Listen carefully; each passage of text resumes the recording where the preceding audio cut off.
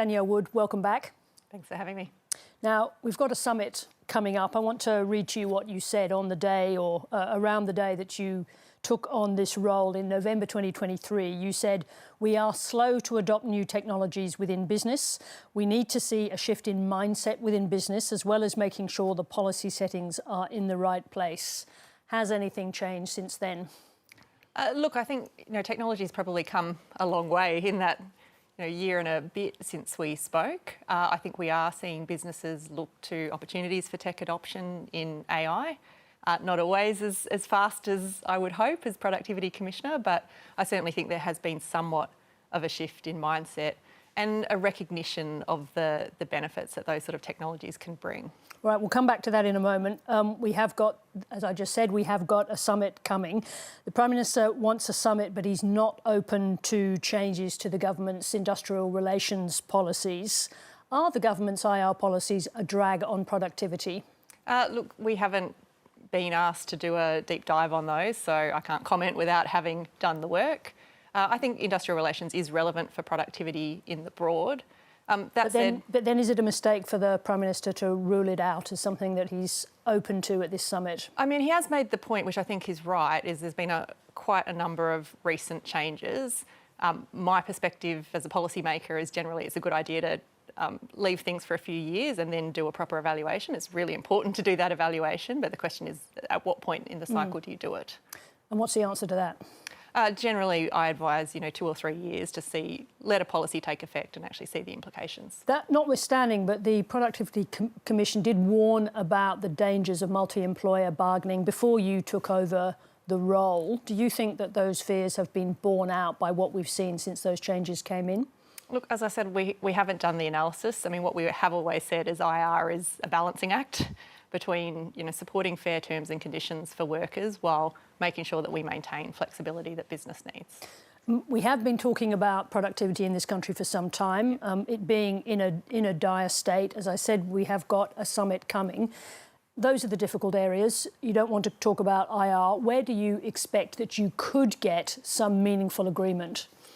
Look, I suspect there's a fair amount of scope around a sort of regulation agenda. I think we've seen growing recognition that in some really important areas of the economy, housing is an area that we've looked at, but also building renewable energy, where the regulatory burden has just started to stifle projects. So I suspect that's an area where you could probably see agreement between stakeholders. I think another area is national competition policy. This is basically federal government and states getting together. They're talking about things like national licences for trades, around opportunities for modular building and removing restrictions on that. So I think there's probably a whole lot of those areas as well where there's scope for agreement. Now, you have talked about, in relation to the energy transition, you've talked about scaling back high-cost carbon reduction policies in favour of lower-cost climate programs. What does that mean? What it means is we have a whole range of policies at both federal and state level to try and reduce carbon emissions. Each of those has sort of an implicit cost per tonne of abatement. Some of those, we've said in the past, are pretty high, things like fringe benefit tax subsidies for EVs.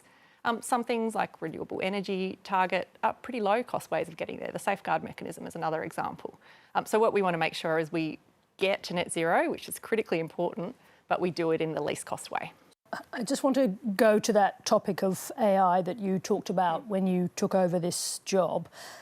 This is just one example, but the chief executive of US AI company Anthropic said recently that AI could wipe out half of the entry-level white-collar jobs within 5 years. Now, is that a productivity gain, actually? And if so, at what human cost?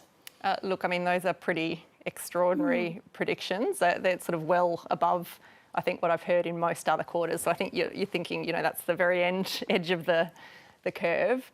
I mean, do you think that's a wild overstatement? It certainly looks out of whack with other reasonable projections that I have seen. A lot of the work that I have seen suggests that, there will be elements of jobs that goes. Often it is the more routine elements. But that is kind of freeing people up to do the uniquely human parts of jobs. So am I going to sit here and say, no jobs are going to go? No, clearly not. There will be some impacts.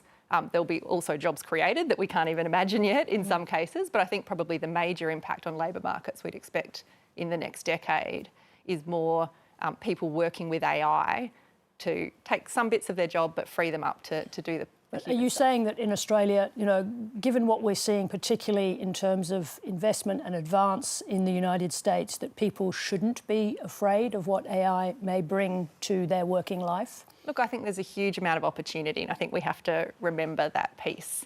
I know so many people that are now using it in their jobs, and they can see the way that it is freeing up some of those less good parts of their jobs. But from an economy-wide perspective as well, the opportunities are immense. Like when we look at where productivity gains in our living standards have come from over the long run, it is largely those new technologies, and particularly technologies that are what we call general purpose. They touch every part of the economy, and I think AI is clearly one of those.